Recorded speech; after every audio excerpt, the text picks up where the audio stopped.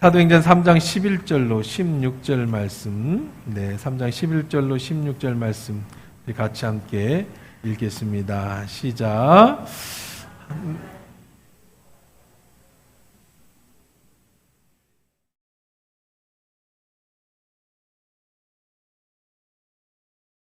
베드로가 이것을 보고 백성에게 말하되 이스라엘 사람들아 이 일을 왜 놀랍게 여기느냐? 우리 개인의 권능과 경건으로 이 사람을 걷게 한 것처럼 왜 우리를 주목하느냐? 아브람과 이삭과 야곱의 하나님 곧 우리 조상의 하나님이 그의 종 예수를 영화롭게 하셨느니라. 너희가 그를 넘겨주고 빌라도가 놓아주기로 결의한 것을 너희가 그 앞에서 거부하였으니 너희가 거룩하고 의로운 일을 거부하고 도리어 살인한 사람을 놓아주기를 구하여 생명의 주를 죽였도다. 그러나 하나님이 죽은 자 가운데서 그를 살리셨으니 우리가 이 일의 증인이라. 그 이름을 믿음으로 그 이름을 너희를 보고 아는 이 사람을 성하게 하였나니 예수로 말미암아 난 믿음이 너희 모든 사람 앞에서 이같이 완전히 낫게 하였느니라. 아멘. 좋으신 하나님 감사합니다. 이 시간에 주님 말씀 들을 때에 하나님의 음성이 들려지는 은혜의 시간만 되게 도와주옵소서. 예수님의 이름으로 기도합니다. 아멘. 계속해서 나면서 못 걷게 된 사람의 교회 안에서 이뤄진 일들 말씀 나누고 있습니다. 그러면 펀한 인생 신바람 신앙이라는 제목의 첫 번째 시간을 가져보려고 합니다. 여러분, 나면서 못 걷게 된 장애인이, 그것도 거지가 성전에 들어와서 노래하고 찬양하고 뛰어다닙니다. 여러분 어떻습니까? 참 이걸 저는 장면을 생각해보면서 이 그림을 봐도 정말 재미있지 않습니까? 웃기지 않아요? 여러분 한번 생각을 해보십시다. 우리 교회에서 저 바깥에 거지가 한 명 앉아 있었는데 그냥 쉽게 얘기해서 안진뱅이입니다. 남에서 못 걷게 된 척추 장애인입니다. 근데 이 장애인이 거지인데 수십 년 얼마나 있었는지는 모르겠어요. 오래전부터 그냥 거기 앉아서 여러분 들어올 때 국어를 하고 나갈 때 국어를 하고 교회에서 밥 주는 거 먹고 하던 사람이 있었습니다. 거지죠? 냄새 나겠죠? 근데 어느 날 갑자기 거지가 예배당에 들어왔어요. 그리고 맨 앞에 앉았습니다. 펄떡펄떡 뛰어다니는 거예요. 찬양을 하고 예배를 드리는데 여러분 그 모습을 보면 얼마나 놀랍고 어이가 없고 어안이 벙벙하고 여러분들 어떤 마음이 들까요? 세상에 이런 일이 있냐? 어떤 사람은 거지가 왜 뛰어다니냐? 왜 예배를 저렇게 그냥 시끄럽게 하느냐? 이럴 수도 있겠고요. 하여간 엄청난 큰 이 예배가 엄청난 변화가 일어났을 건 분명합니다. 그렇죠? 입이 떡 벌어졌겠죠. 어떤 우리 중에 권사님 중에는 막 눈물 흘리는 분도 계셨을 거예요. 세상에 이런 기적이다 막 그러면서. 그 사람이 어떻게 예배했을까요? 그날 그 사람의 입장에 대해서 한번 생각해보세요. 그 사람이 예배당에 평생 못 들어왔어요. 구걸하던 거지입니다. 근데 어떻게 찬양을 했겠는가? 좀 관감히 생각을 해보니까 우리도 찬양하면 이 찬양 소리가 교회 밖에까지 나가잖아요. 그러니까 그 사람은 교회는 안 나왔어도 못 들어왔어도 찬양 소리는 늘 들었어요. 근데 그 찬양을 자기가 와서 하는 겁니다. 그리고 막 펄쩍펄쩍 뛰는 겁니다. 아마 진심으로 찬양했겠죠. 진심으로 예배드렸겠죠. 얼마나 기뻤을까? 그 사람 입장에 대해서 한번 생각을 해보십시다. 얼마나 기뻤을까? 근데 예수 믿는 건 사실 이렇게 기쁘고 즐거운 일인데요. 그런데 이 평생 교회 앞에서 구걸하던 이 장애인 거지가 성전에 못 들어왔던 사람이 오늘 성전에 들어오더니 이렇게 사람들 앞에서 춤을 춘 껑충껑충 뛰어다니는 모습을 본 사람들의 표정 참 천차만별이었을 것 같습니다. 제자들 어땠을까요? 베드로 요한은 어땠을까요? 베드로 요한의 첫 번째 기적인 겁니다. 자기가 기도해 줬는데 일어났어요. 와서 막 찬양을 합니다. 그날의 예배는 엄청나게 감격스러운 예배가 되었을 것이 분명합니다. 좀 소란스러웠을 수는 있겠지만 그런데 누가복음 10장 20절에 예수님 이렇게 말씀하세요.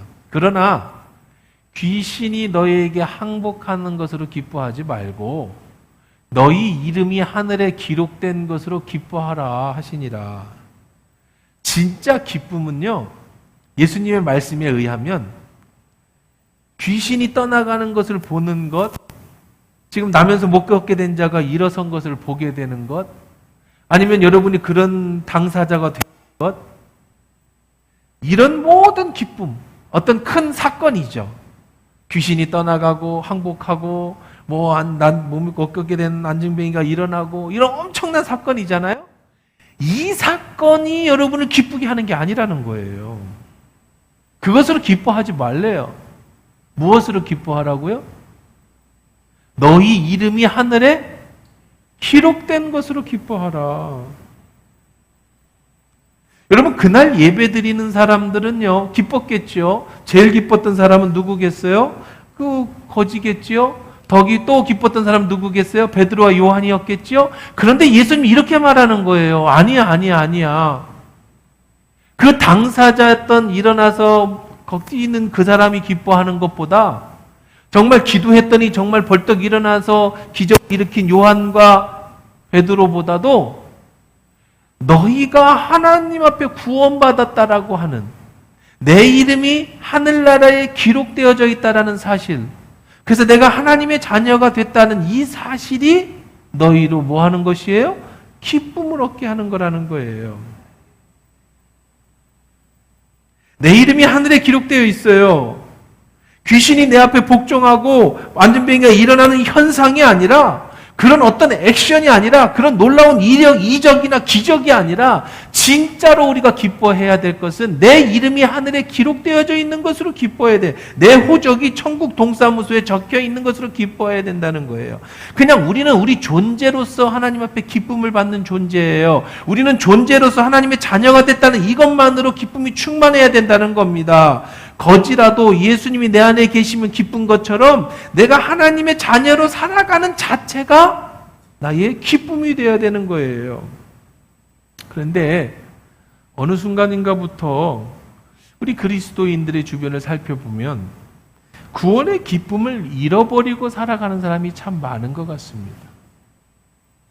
어떤 익사이팅한 사건에는 기뻐할 수 있어요. 귀신이 떠나가는 것은 기뻐할 수 있고, 못 걷게 된 자가 일어나는 것은 기뻐할 수 있어요. 그런데 내가 하나님의 자녀가 됐다라는 그 자체만으로 매일매일이 기뻐할 수 있는 사람이 많지 않더라는 겁니다. 못 걷게 됐다 걷게 되거나, 암병에 걸렸다 치유되거나, 어떤 기쁜 일이 생겨서 로또에 당첨됐거나 취직을 했거나 이런 일이 있어서는 내가 하나님 앞에 기쁨이 되고 즐거움일 수는 있겠지만, 내가 살아있는 이 자체가, 내가 하나님의 자녀로 살아간다는 이 자체가 기쁨인 것, 이렇게 살아가는 사람이 참 많지 않다라는 것을 보게 됩니다. 예수님이 오신 목적이 뭐냐면 요한복음 15장 11절 이렇게 말씀하십니다. 내가 이것을 너희에게 이름은 내 기쁨이 너희 안에 있어 너희 기쁨을 충만하게 하려 함이라. 예수님이 이 땅에 오신 것은요, 예수님이 성령을 보내주신 것은요, 예수님이 내 안에 오시기를 원하시는 거예요. 그래서 우리가 성전이 됐잖아요. 그렇죠? 성령에 대해서 배웠죠. 그러면 내 안에 예수가 오시면, 내 안에 성령이 계시면 내 안에 무엇이 충만하려고 한다? 너희 안에 무엇으로 충만하게 하려고 해요? 기쁨으로 충만하게 하려 합니다. 정상이 뭡니까? 비정상이 뭡니까? 정상은 여러분이 예수 그리스도를 나의 구주로 영접했고, 여러분이 하나님의 아들이 되고 하나님의 자녀가 됐으면, 내 안에 성령이 계시면 여러분 안에 무엇이 있는 게 정상이에요? 기쁨이 어떻게 있어야 되는 거예요? 충만하게 있는 게 정상입니다. 근데 비정상은 뭐예요? 예수를 믿는데 내 안에 기쁨이 없는 게 비정상이에요. 어떤 익사이팅한 일이 생겨야만 내 안에 기쁨이 있는 게 비정상이라는 겁니다. 누가복음 4장 18절 이렇게 말씀하십니다. 19절에 보면 주의 성령이 내게 임하셨습니다. 내게 안에 성령이 임하셨습니다. 이는 가난한 자에게 복음이 전해집니다. 내게 기름을 부어주셨습니다. 그래서 내가 기름 부음을 받았어요. 내가 보내졌습니다. 내가 가는 곳마다 어떤 일이 생겨요? 포로된 자가 자유롭게 됩니다. 눈먼 자가 어떻게 돼요? 다시 보게 됩니다. 눌린 자에게 자유를 줍니다. 주의 은혜, 하나님의 은혜, 그래서 내게 주신 하나님의 기쁨의 은혜를 널리 전파하게 하는 것이다. 성령이 내게 임하면 그런 일이 일어나야 된다는 거예요. 내가 가는 곳마다 복음이 전해지고, 내가 가는 곳에 포로된 자가 자유를 얻고, 내가 가는 곳에 눈먼 자가 눈이 뜨게 되고, 그 은혜가 전파져야 된다는 거예요. 이게 정상이라는 겁니다. 성경적인 겁니다. 내 안에 예수님으로 인해서 나는 항상 기뻐야 합니다. 하나님께 드리는 오늘 이 예배가, 오늘 이 나면서 못 걷게 된 자가 성전에 들어와서 기뻐 뛰면서 노래하며 춤추는 이 기쁨이 사실 우리에게는 날마다 있어야 된다는 거예요. 그게 정상이라는 겁니다.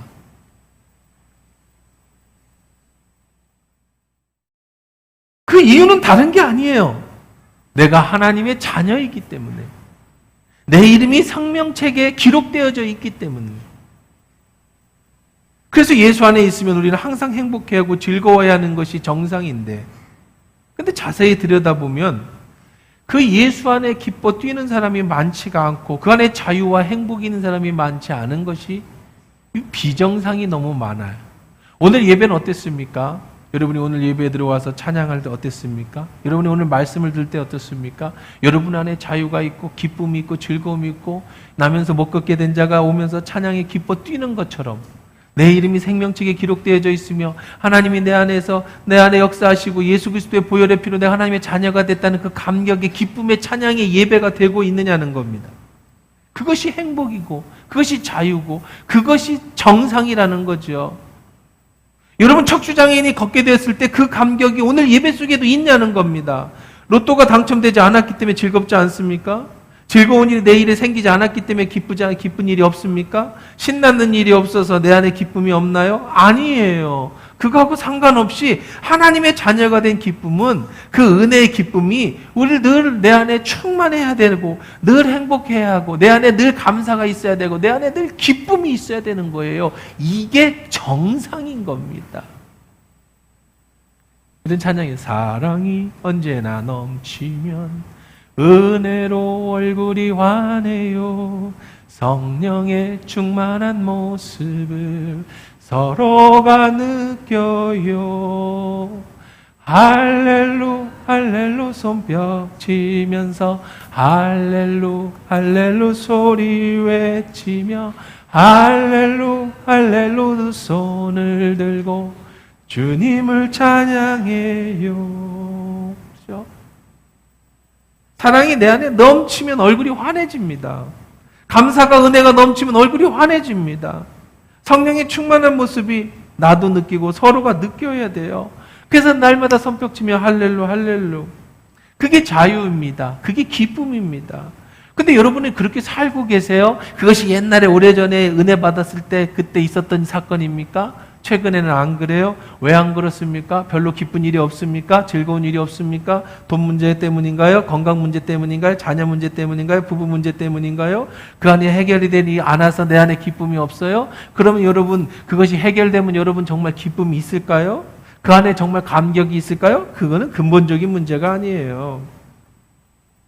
무엇이 됐든 간에, 여러분의 형편이 어떻든 간에, 건강하든 안 건강하든, 돈이 있든 없든, 관계 문제가 있든 없든, 삶이 어렵든 힘들든 안 힘들든 아무 상관없이 내 안에 예수 그리스도가 계시면 그 안에 기쁨이 있는 게 당연한 거고, 그 안에 즐거움이 있는 게 당연한 겁니다. 근데 내가 무엇 때문에, 어떻기 때문에 내 안에 기쁨이 없다면 내가 지금 정상이 아니라는 얘기예요.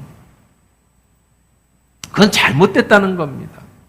못 걷게 됐다, 걷게 돼야 기쁜 것이 아니에요. 돈이 없다가 돈이 많이 생겨야 기쁜 게 아닙니다. 좋은 일이 생길 때만 기쁜 게 아닙니다. 내 이름이 천국 생명책에 기록되어져 있고, 내 안에 성령이 계시고, 내 안에 예수가 계시면 이것은 내가 기뻐하려고 하는 게 아니라 저절로 내 안에 기쁨이 충만해야 돼요. 이게 정상인 겁니다. 하박국 선지자는 이렇게 얘기합니다. 비록 무화과 나무에 무성하지 못하며, 포도나무에 열매가 없으며, 감람나무에 소출이 없으며, 밭에 먹을 것이 없으며, 뭐가 이렇게 없어요? 아무것도 없네. 집안에 우리의 양도 없고요, 외양간에 소도 없어요. 뭐 하나도 없네. 그래도 나는, 할지라도 나는 여호와로 말미암아 즐거워하며, 나의 구원의 하나님, 나를 구원해서 천국에 이름을 적어주신 그 하나님으로 말미암아 뭐 하는 거다? 기뻐할 수 있는 거다. 이게 정상이라는 거예요. 이게 당연하다는 거예요. 사랑하는 성도 여러분에게도 그런 기쁨이 있길 주의 이름으로 축원합니다. 예배 안에 그런 행복이 있길 주의 이름으로 축원합니다. 찬양 가운데 그런 기쁨이 넘치기를 주의 이름으로 축원합니다. 그런데 우리는 무의식 중에 두 가지 잘못된 생각을 가지고 살아갑니다. 비정상적인 생각을 가지고 살아가는 그리스도인이에요. 너무나도 많은 사람이요. 첫째는 예수님을 믿는 것과 늘 행복하고 기쁜 거에 사는 것은 다른 거다. 무의식적으로 이렇게 생각해요. 예수 믿는 건 예수 믿는 거고 늘 행복한 건 다른 거야. 그러니까 다시 말해서 교회 나오는 것만 다른 세상 사람하고 다르지 세상 살아가는 건 세상 사람하고 똑같아요. 기쁜 일이 생겨야 기쁘고 즐거운 일이 생겨야 즐겁고 슬픈 일이 생기면 우울하고 화나고 그냥 똑같아. 그냥 교회만 다니는 것만 달라? 그걸까요? 그게 그리스도이니까요? 아닙니다. 그리스도는 그렇지 않습니다. 예수님을 믿는 것과 늘 행복하고 기쁘게 사는 것은 다른 게 아닙니다. 또한 이렇게 오해를 합니다. 잘못된 생각을 가져요. 즐거움이라는 건 감정적인 것이니까 감정은 내가 마음대로 할 수 없는 것 아니냐? 기쁜 일이 생겨야 기쁜 거지 기쁘지도 않는데 늘 어떻게 기쁘냐? 감정이 어떻게 내 마음대로 되냐? 왜 당신은 예수 믿는데 기쁘지 않습니까? 라고 말하면 기쁜 일이 없으니까요. 별로 즐거운 일이 없으니까요. 그렇게 말하는 겁니다. 정말 그런가요? 정말로 우리는 기쁜 일이 없어도 내 안에 기쁨이 있는 삶을 살 수 있을까요? 그게 정상인데 정상적인 삶을 우리는 살 수 있을까요? 너무나도 잃어버린 예수 안에서의 기쁨과 즐거움, 그것은 마치 처음 우리가 예수님을 만났을 때 그 기쁨은 그때고 지금은 전혀 다른 삶을 살아가는 게 당연한 건가요? 이 비정상이 정상일까요? 전혀 그렇지 않습니다. 한 번은 오래전입니다. 한 10몇 년 전이 15년 전이나 됐을 겁니다. 제가 기도하는데 하나님 저에게 이렇게 물으셨습니다. 새벽 기도 시간에. 그때 참 제가 어렵고 힘든 시간을 보내고 있었을 때였던 걸로 기억이 돼요. 하나님 이렇게 물으셨어요. 아들아, 너는 목회가 재미있냐? 이렇게 물으셨어요. 재미있냐? 저는 지금까지 살면서 그때까지도 한 번도 저는 목회를 재미있다고 생각해 본 적이 없어요. 나 자신에게 깊이 있게 물어본 적이 없습니다. 제가 뭐라고 대답했을까요? 하나님, 목회를 재미로 할까요? 저는 처음 목사가 됐냐고 할 때도 저는 목사가 되려고 한 마음이 전혀 없었던 사람입니다. 저는 세상에 나가서 돈을 많이 벌고 많은 일을 하고 그래서 많은 사람들 도와주는 사람이 되고 싶었지, 목회는 아버지를 보니까 너무 힘들고 그래서 도저히 나는 그런 안 한다고 하던 사람인데 하나님이 나를 목회자로 불러주셨기 때문에 목회를 재미로 생각해 본 적은 한 번도 없었어요. 그럼 목회는 뭐냐? 사명이다. 사명이라는 게 뭐예요? 재밌다고 하고 재미없다고 안 하는 게 아니잖아요. 내가 재밌어서 하고 재미없으면 안 하는 게 아니라 사명은 불러주셨어 하는 거잖아요. 아골골짝 빈들에도 불러주셨으니까 가는 거다.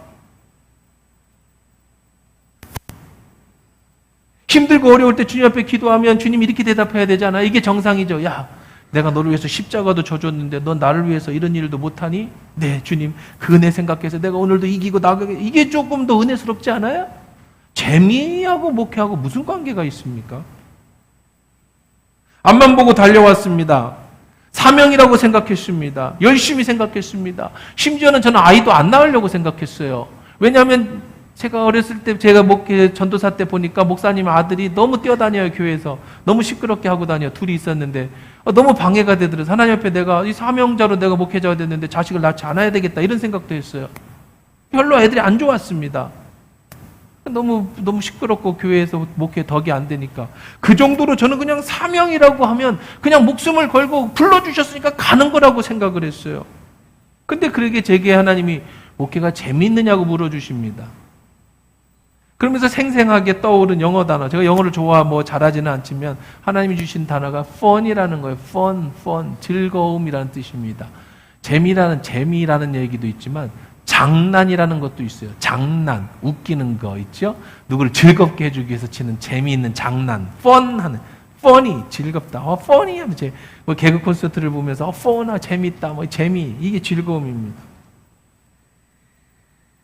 하나님이 제게 너는 fun하냐 이렇게 물어보시는 거예요. 너 재밌니?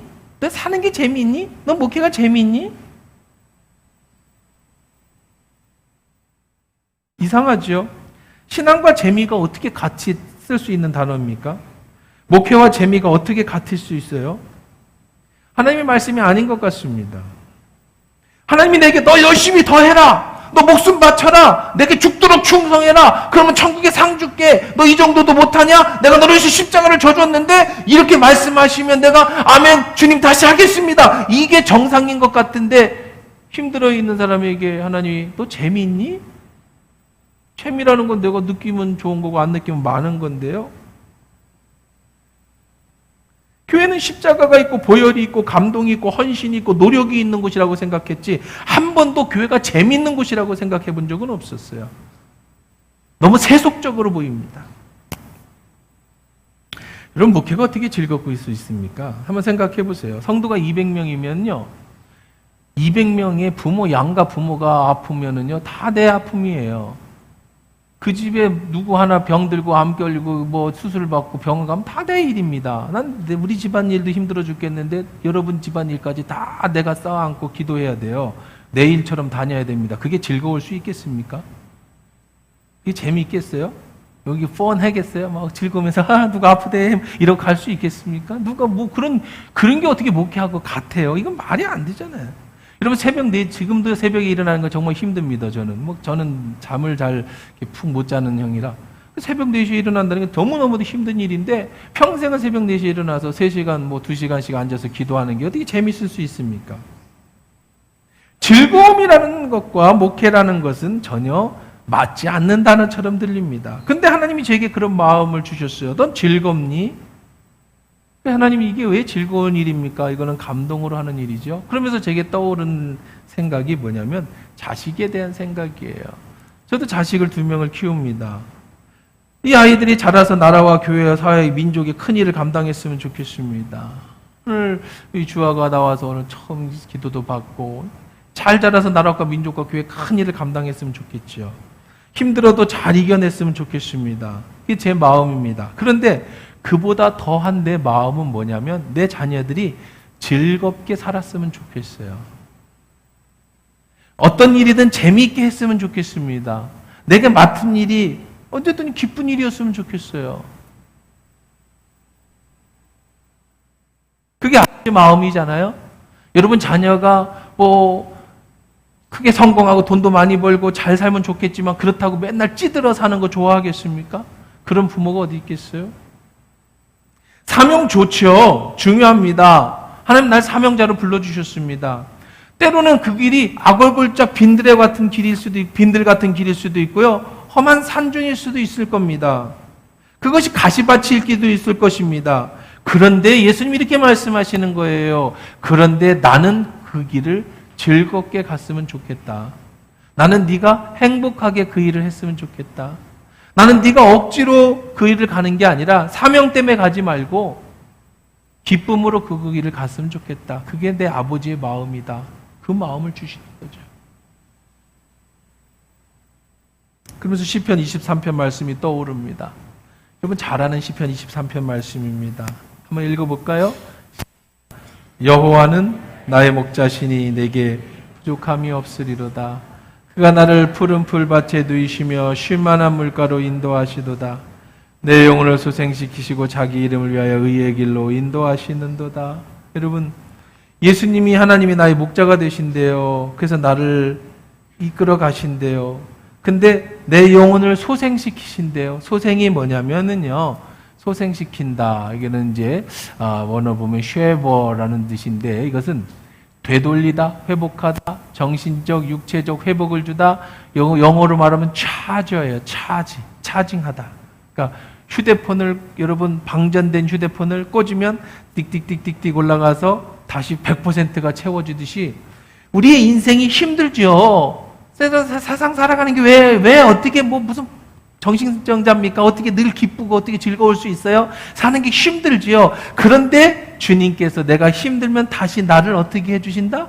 휴대폰 채워주시듯이 나를 소생시켜 주신다. 내 영혼을 소생시켜. 오늘 예배 가운데 여러분의 휴대폰이 여러분 꽂으면 휴대폰이 탁탁탁 하더라고요. 오늘 예배 가운데 여러분의 영혼이 소생되는 거예요. 그래서 다시 한번 내 안에 기쁨을 채워주시는 거죠. 내 육체적으로 회복시켜 주시는 거죠.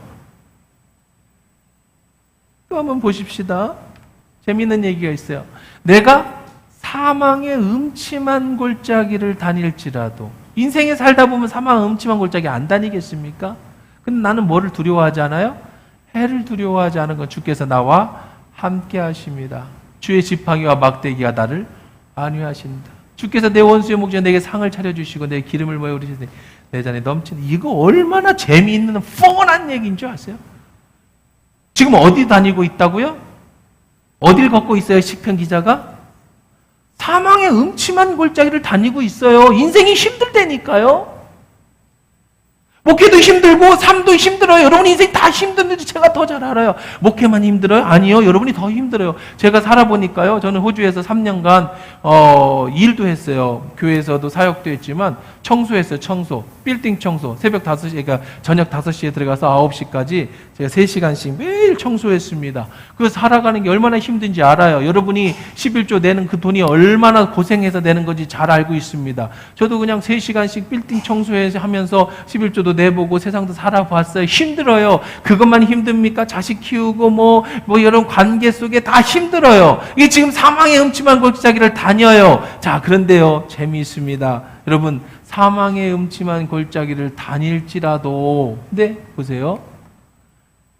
사망의 음침한 골짜기는 똑같아요. 뭐와? 푸른 초장 쉴 만한 물가. 같은 말이라요. 내 인생에서는요, 푸른 초장도 있고 때로는 쉴 만한 물가도 있고 때로는 어디도 있어요? 사망의 음침. 이게 내 인생이에요. 여러분의 인생이에요. 인생은 태어나면서 죽을 때까지 푸른 초장 쉴 만한 물가만 있는 건 아니고요. 사망의 음침한 물가도 있어요. 왜 하나님이 날 거기 내버려 두셨는지 모를 때도 있어요. 죽을 것 같을 때가 있어요. 사망이라니까요. 죽을 것 같은 고비도 있어요. 그런데요, 이게 인생이지만 내가 사망의 음침한 골짜기를 다닐지라도 뭐래요? 두려워하지 않아요. 어떻게 즐거울 수 있어요? 그 안에서? 어떻게 즐거울 수 있냐고요? 이 사망의 음침한 골짜기가. 주께서 나와 함께 하시기 때문에. 주의 지팡이가 나를 안위하시기 때문에. 주의 지팡이가 막대기가 나를 안위한다는 게 뭐냐면, 사망의 음침한 골짜기를 다니면 늑대가 확 덤벼듭니다. 그냥 사자가 어르렁하고 날 잡으려고 합니다. 근데 그 앞에서 예수님이 지팡이로다가 뭐야 이놈의 새끼 하면서 때려잡는다는 거예요.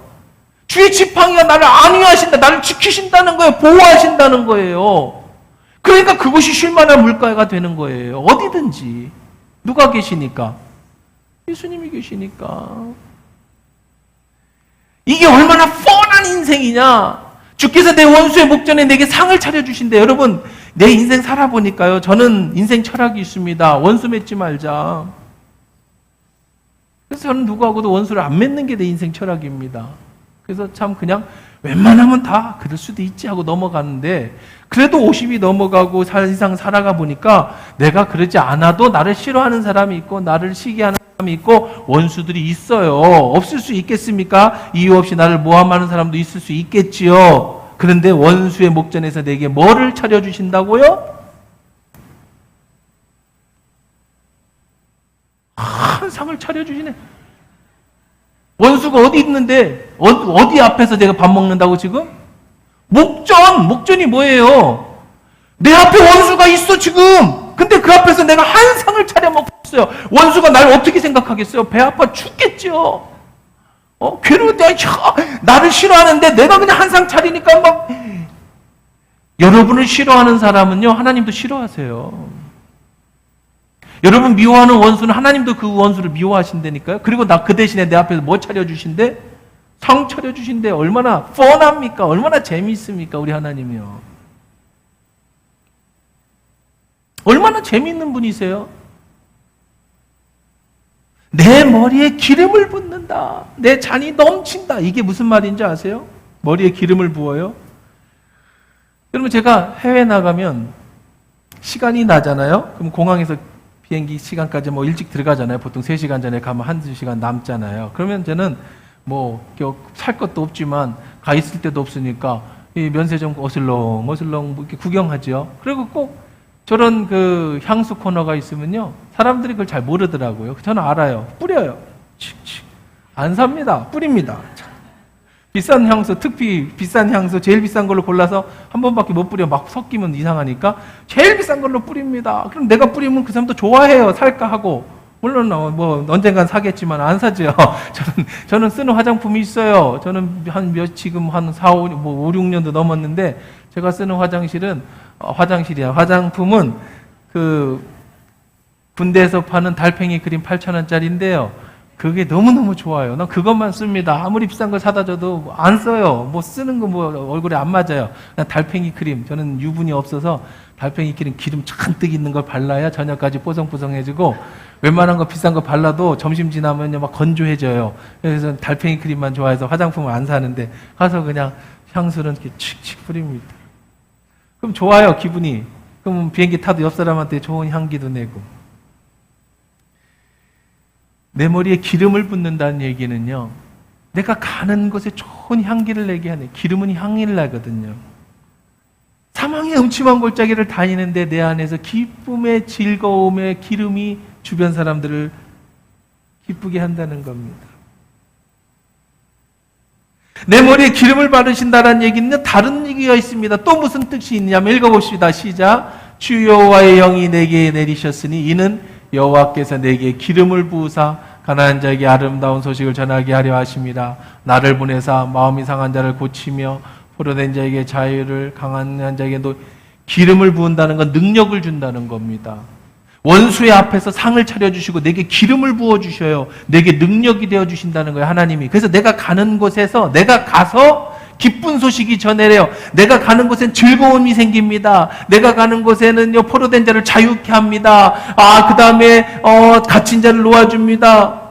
그러니 저는 항상 목사님들 모임이나 제 모임에 가면 사람들이 전부 내 주변에 있고 싶어 합니다. 밥을 먹어도 내가 있는 곳 사람들이 다 앉고 싶어 합니다. 왜냐하면 나랑 같이 밥 먹는 사람들 그 상은 항상 기뻐요. 즐거워요. 하하하 웃어요. 10상씩이 차려져 있어도 우리 상만 막 즐겁습니다. 저는 일부러 어른들 있고, 제가 그래 노예에서 어른이지만 그 자리에 안 앉고 일부러 이제 막 들어오신 분들의 후배 자리에 앉습니다. 그럼 사람들이 가면 같이 얘기도 하면서 즐겁게 합니다. 그럼 저 위에서부터 이렇게 부러운 눈으로 쳐다봅니다. 왜? 내가 가는 곳에는 항상 기쁨이 있어요. 내가 가는 곳에는 항상 즐거움이 있습니다. 내가 가는 곳엔 포로된 자가 자유를 하고 갇힌 자가 노임을 받고 어려운 자가 풀어집니다. 그것이 하나님의 기름 부음 받은 자의 하나님 주신 특권이잖아요. 원수 앞에서 내게 상을 차려주시고 내 머리에 기름을 발라주시고. 인생이 힘들어요? 어렵습니까? 네, 어렵습니다. 인생 힘들어요. 저만 힘든 거 아닙니다. 여러분도 더 힘듭니다. 여러분만 힘든 게 아닙니다. 주변도 다 힘듭니다. 그런데 우린 다른 게 하나가 있어요. 그래서 힘들기 때문에 기쁘지 않다? 이건 아닙니다. 그렇게 힘들어도 사망의 음침한 골짜기를 다닐지라도 내가 해를 두려워하지 않은 것은 주께서 나와 함께 하심이에요. 주의 막대기가 나를 해하려고 하는 사람들 다 내팽개 쳐주시고, 나를 죽이겠다는 원수 앞에서 내게 산상을 차려주시고, 얼마나 뻔합니까? 내 머리에 기름을 발라주셔요. 목회도, 여러분 신앙도, 교회도요. 여러분 교회 청소하는 일, 지금 이렇게 부엌에 가서 밥을 하고 반찬을 하고 설거지를 하고 다른 사람을 돌보고 찬양을 하고 힘들죠. 여러분, 제가 하는 원칙 한 가지가 있습니다. 저는 오래전부터 고수한 원칙이 있어요. 힘들면 하지 마세요예요. 저희 교회는요, 이번에 모든 중보기도가 됐든 뭐가 됐든 제가 누구 보고 하라는 일 없습니다. 힘드세요? 하지 마십시오. 그보다 더 중요한 건 기쁨이 있어야 되는 거예요, 교회에 오면. 힘들어도 기쁘게 할 사람이 넘쳐납니다. 그 사람들이 하게 두세요. 여러분, 먼저 내 안에 기쁨부터 채우세요. 기쁘지 않고 주의 일하는 건 하나님도 기뻐하지 않으세요. 자식이 인상 쓰면서 일할 때 아빠가 관둬라, 그만해라 그러지, 누가 아이고 착하다 인상 쓰고 그래도 일해라, 이런 부모가 어디 있습니까? 성경은 이렇게 얘기합니다. 같이 읽어봅시다. 혹 위로하는 자면 위로하는 일로, 구제하는 자는 성실함으로, 다스리는 자는 부지런함으로, 긍휼을 베푸는 자는 즐거움으로 할 것이니. 열심히 해야죠. 성실히 해야죠. 부지런히 해야죠. 주님을 기쁘시게 하는 일이니까요. 하지만 이 모든 것은 뭘로 해야 돼요? 즐거움으로 해야 되는 겁니다. 주님이 주시는 기쁨이 있어야 그게 정상이에요. 여러분 한번 점검해 봅시다. 요즘 뭐 때문에 여러분 기쁨이 없어졌어요? 누구 때문에 없습니까? 돈 때문입니까? 관계 때문입니까? 건강 때문입니까? 하여간 내 안에 기쁨이 없다라는 건 아까 우리가 다시 처음에 물어봤죠? 처음에 물어보지 않았습니까? 예수님을 믿는다는 것과 행복하고 기쁘게 사는 것은 다르다? 천만에요. 예수를 믿는다는 건요, 항상 행복하고 기쁘게 사는 건 같은 얘기인 겁니다. 어떤 상황, 어떤 환경에서도요, 예수 그리스도에 대한 믿음이 있으면, 내 안에 기쁨이 없으면 두 가지 중에 하나입니다. 믿음이 없든지, 믿음을 잃어버렸든지. 즐거움은 감정적인 것이고, 감정은 내가 마음대로 할 수 없는 것이라고요. 천만의 말씀입니다. 주님이 주시는 그 기쁨은 추수할 때 그 기쁨보다 더 충만하다라고 성경은 얘기합니다.